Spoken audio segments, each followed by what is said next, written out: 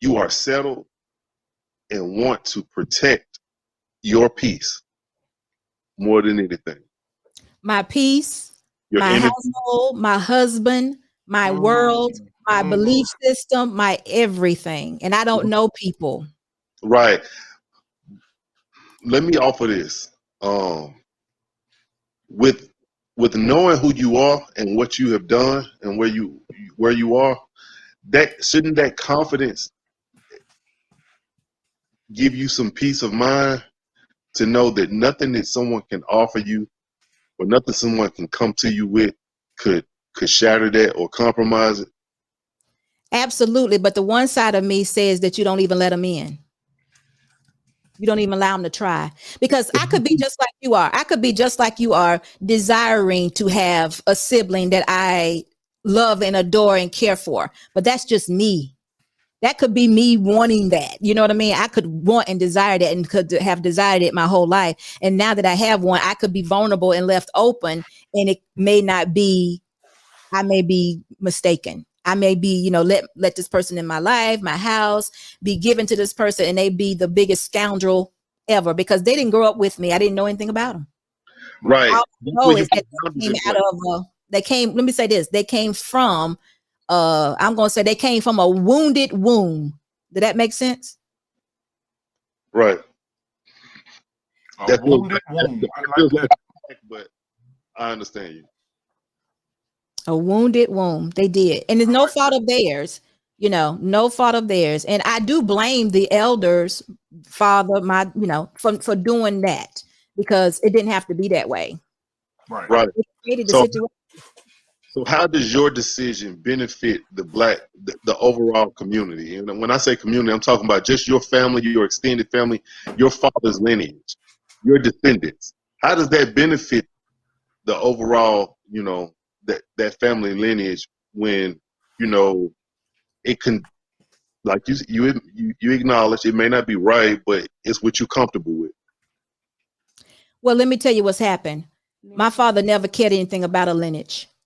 Far as he's concerned, his legacy ended with me. Even though he had several other children, his legacy ended with me. Because if he didn't want it to be that way, then he would have discussed and been selective. And if he had an oops baby or made some mistakes, he would have been gladly to bring them to the table. But that's not what he decided to do. I even asked him that question. Why would you have these kids? And, you made those kids for the streets, baby, basically. And he was like, oh, they good kids, but he took nothing to do with them. No one person can take care of 10, 11 kids, 3 with my mom now. 3 with my mom. He was in my house. He lived with me and took care of me and worked. I can't say anything bad to you about the provision that the provision and the example as far as what we saw as children that my dad presented. Went to church every Sunday, never missed a day out of work, had a very good job, retirement, all of that. He was that guy. But he put it in the work up until about 14 years old, and I was the baby. And then from that point on, he did whatever he did. Okay. So you feel like if he wasn't concerned with his lineage, you shouldn't be at all? Absolutely not. It's up to you all as men to be leaders and present your legacy and carry on your name if you're concerned about it. If not, then who can? I'm a woman. I'm your baby girl. I can't carry on your legacy the way no, I can't do that. That's not my, That's what I'm saying. I'm asking questions now. Why would you even tell me this? What you want me to do with it? And basically his answer was, I was just telling you, but I don't understand why. I don't know. Why now? And the reason I know is because my mother passed away, but I'm saying, did she know? And he's telling me she knew. I don't know that, but he's saying that she did. So, I have to accept what he says to be his truth, but he's never bothered to tell me in all the years I've been here on this earth. Until after your mother passed. Absolutely. You hear these things, you hear, oh, this one, but it's never confirmed. When I'm telling you, he told me, it came out of his mouth. That has never, ever happened. So you see it as, okay, I can understand your perspective. I mean, again, like I said, I don't really agree with it, but on the flip side, I'm an outside child, and I've had the legitimate children by my father try to reach out to me, and I guess I wasn't as receptive. See, You know? yeah. Now, see, that's different. I would never reach out. So I just wouldn't. I wouldn't reach out to them because I just, it's just so much dysfunction. I mean, because we all grown. We're older than you are now. As children, you would be excited about that kind of stuff, and you would be like, "Oh, can I do this? Can I do that?" And that's probably when it should all happen. I agree. They robbed us of all of that. They robbed us of all that, and that then now you got to piece it together. Who's this and who's that and what? I always say I'm going to hate the day that my father passes away. Mm-hmm. Yeah, I'm gonna dread that day. Why? Yeah. Is it because of the social aspect or because of the resources that made? Oh, resources are there. He's always been resourceful. The money's never been. I mean, the resources are there. I'm just saying I'm not gonna be able to get it right. The people that come out of the woodwork for the resources. All of that.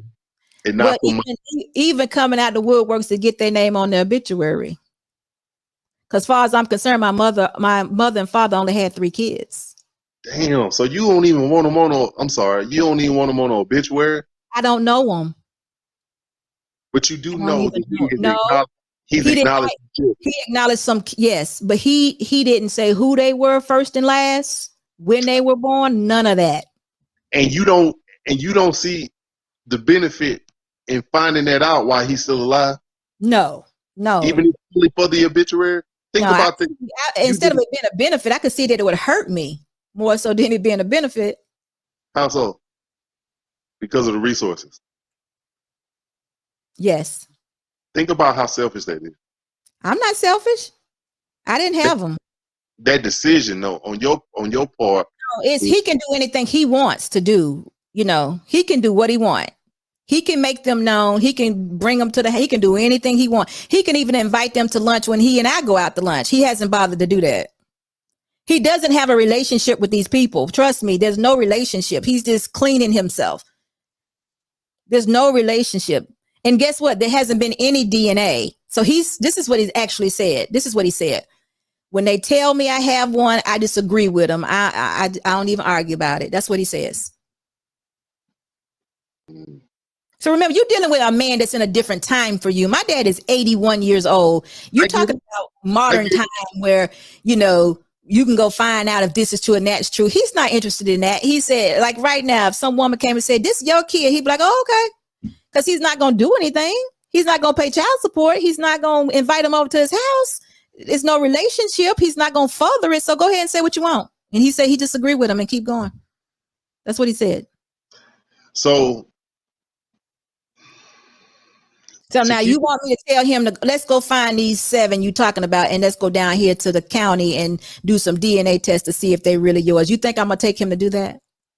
You think I should offer that to him? I do, but I understand the reason why you don't.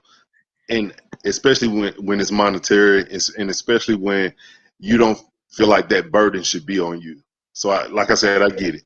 No, absolutely. Now, if he said to me that he wanted to do that, and would I help him do that? I would absolutely help him because I don't believe half of it is real. So you get what I'm saying? If he said if he said to me, well, this one said that I'm her father, and I would be like, that ain't your child. Let me go. I would be like, let's go. Let's do it right now. I would go with him to make sure that person had that DNA test to see if it was proven to be true or not. If he said he wanted to do that, but he's just saying he's accepting the fact that women are saying that these is his children and he's good with it. So I have to go with what he goes with. So if he's not acknowledging it any more than that, and they're not proving it any more than that, and nobody's asking for anything, I have to go with it. But if anytime he wants to legitimize it, I would be like, okay, let's go. Let's see. And I bet you half of them probably wouldn't be.